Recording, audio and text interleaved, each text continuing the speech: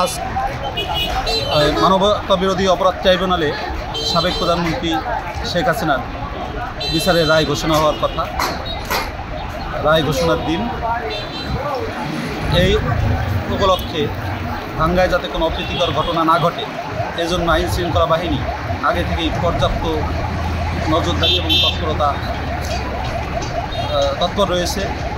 সকাল থেকেই দেখা যায় যে সেনাবাহিনী, র্যাব, বিজিবি, পুলিশ ও এপিবিএন সদস্যরা ভাঙ্গায় টহল দিচ্ছে এবং মহাসড়কের বিভিন্ন স্থানে অবস্থান করে তারা মোটরসাইকেল সহ বিভিন্ন যানবাহন তল্লাশি করছে।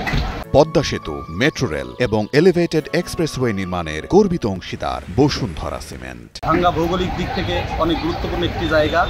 দক্ষিণবঙ্গের প্রবেশদ্বার এই ভাঙ্গা। আর এই দক্ষিণবঙ্গের প্রবেশদ্বার হওয়ার কারণে গত 13ই নভেম্বর এই মামলার রায় ঘোষণার কথা ছিল।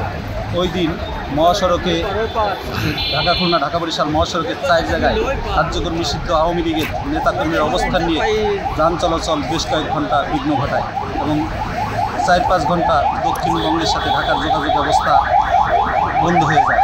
এই তৎপরতাকে মাথায় রেখেই আজকে আইন শৃঙ্খলা বাহিনীর কঠোরতার কোনো কমতি নেই।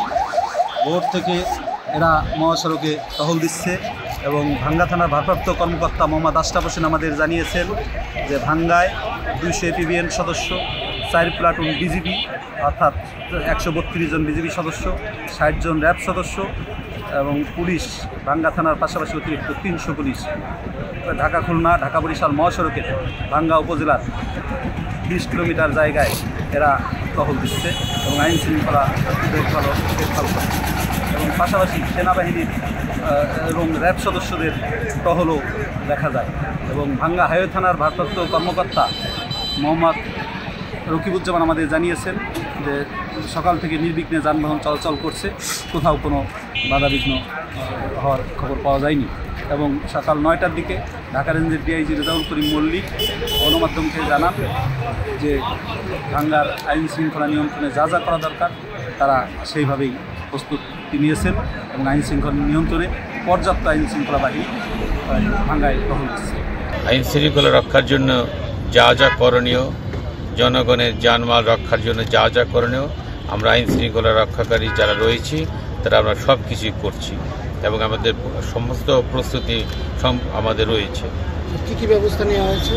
এখানে পুলিশ আছেন, বাংলাদেশ সেনাবাহিনী, র্যাব, বিজিবি, আনসার, ডিবি, সব ধরনের আমাদের যত নিরাপত্তা রক্ষায় যে সমস্ত আইন পরিকারী সংস্থা রয়েছে সব রয়েছে। নিরাপত্তা রক্ষার জন্যে মহাসড়কে যেখানে যে পয়েন্টগুলো রয়েছে, যেখানে সহিংসতা হওয়ার সম্ভাবনা আছে, কিন্তু আমরা মনে করি যে নিরাপত্তা রক্ষায় যারা দায়িত্ব আছেন তাদের উপস্থিতিতে কোনো কিছু ইনশাল্লাহ হবে না। আমরা শতভাগ নিশ্চিত যে ইনশাল্লাহ আমরা জনগণের জানমাল রক্ষার জন্যে যা যা প্রস্তুতি নিয়েছি সব আমরা ইনশাল্লাহ সব কিছু রক্ষা করতে পারব। এর পাশাপাশি 4 জন নির্বাহী ম্যাজিস্ট্রেট আইন শৃঙ্খলা বাহিনীকে সাথে নিয়ে ভাঙ্গার আইন শৃঙ্খলা সার্বিক অবস্থা নজরদারিতে রেখেছেন।